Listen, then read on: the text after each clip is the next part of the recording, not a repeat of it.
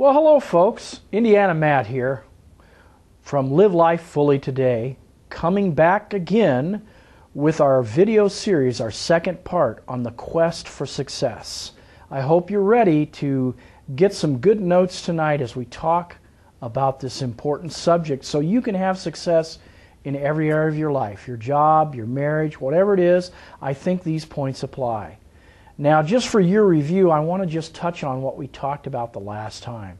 Remember, we started out and we said that success was a path of your choosing, a roadmap, as it were, a journey that never ends as long as you're living in this life towards the vision, purpose, and life of your dreams.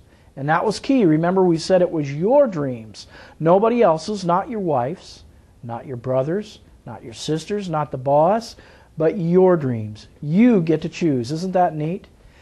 The next thing we said is your success is never determined by your circumstances, environment, or skills.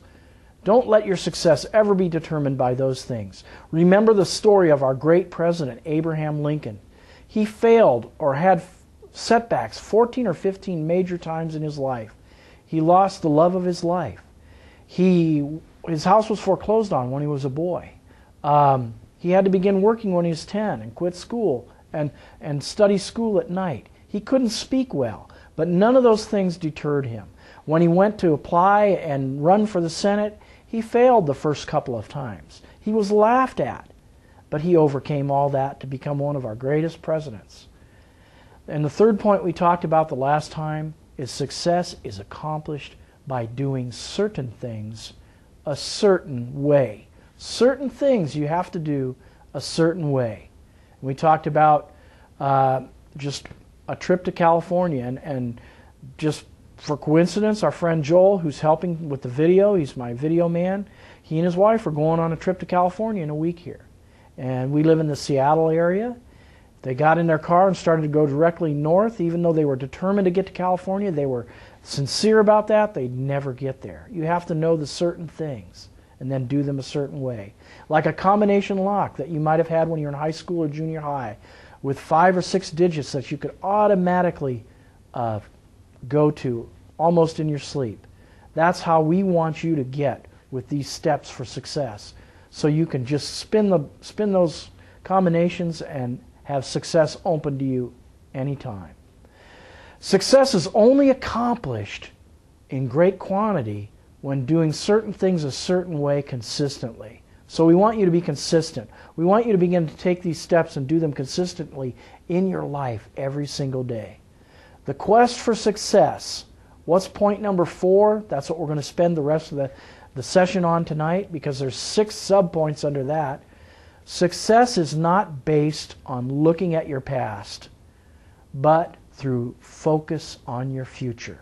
Got to look away from the past and focus ahead. Even as a good runner will do that in a race, he has to focus ahead. Realize that what you have today, your house, your bank account, your car, your wife, your job, was determined by your past thoughts, decisions, and actions. What you have today was determined by your thoughts, decisions, and actions of the past. So therefore, we must, point A under this, look away from our current results.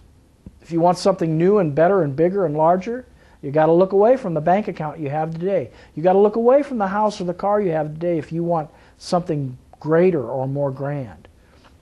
And what do? We need to act on faith. That's the next point, point B. Act on faith. It's one of the most important words in the Bible, faith. Not on our 5 senses, not what we see, hear, can touch, can smell, can sense, the 5 senses. If you keep doing that, you'll keep going on in the lifestyle that you have. And I talked a little bit before in different Bible classes. One of the biggest examples of this in the Bible was Abraham. He never looked at his circumstances. God told him to get up and leave his town of Haran and leave his relatives and go. And he didn't even really tell him where to go. He didn't really know exactly where he was going. But he just had to go in faith. And if he had looked by his senses, what he saw, what he heard, what he felt, he would have probably never made it. He would have stayed in Haran. The next thing you must do if you're going to look to your future and forget your past is you must break the cycle. And what I mean about breaking the cycle is just like my grandfather taught me. If you keep doing what you've always done, you'll keep getting what you've always gotten. So you got to quit doing what you've always done and do something new. Move to something new. Move to a new thought plane. Move to a new process. Point D, under number 4. We cannot continue to make decisions based on our current circumstances. Doesn't matter what's in your bank account, doesn't matter the kind of house you have, car you drive, or job you have. You can't make decisions based on that. And that's where a lot of people trip up when they start this journey toward their future. They look back at their current circumstances and try to make decisions based on that. You cannot do that, or you'll fail every time. The next point, point number E, or letter E, focus on what you want rather than focusing on what you do not want. Can you focus on what you want? Most people I talk to, they're not clear today on what they really want. They want a better job, they want a better lifestyle, but they don't know what they want. They're not clear on that. Oh, they tell me they don't want to be broke anymore. They don't want to work at the same job anymore. You know, I told them I met a man who wasn't broke anymore. He lived on the beach.